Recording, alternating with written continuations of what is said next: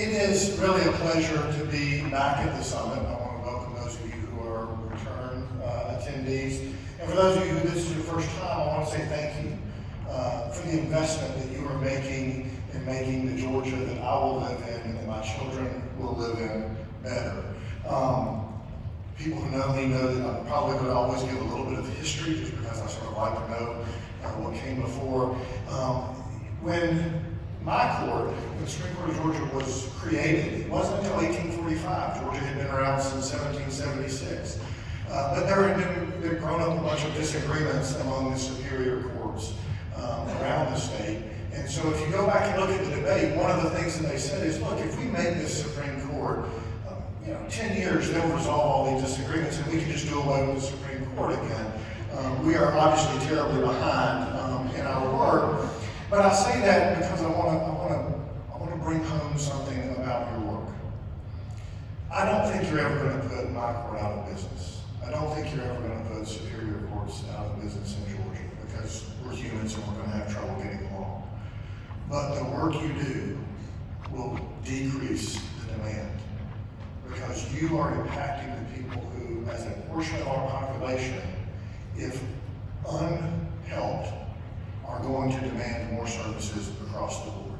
And so I just want to say that as a word of encouragement and thanks on a practical level, because it actually helps us to work as a society better, but also on that personal level, because you are making differences that we appreciate and notice.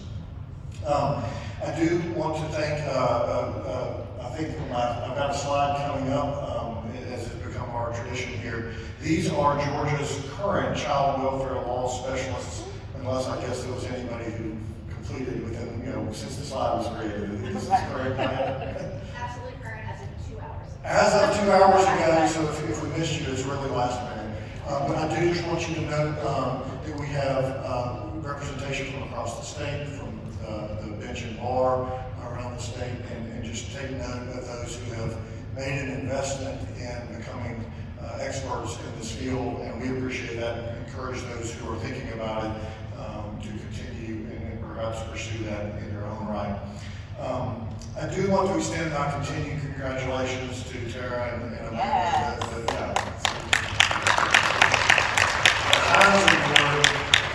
It's a special award in Georgia. It's a special award for me. For those of you who did not know Justice Harris Hines, I'm terribly sorry.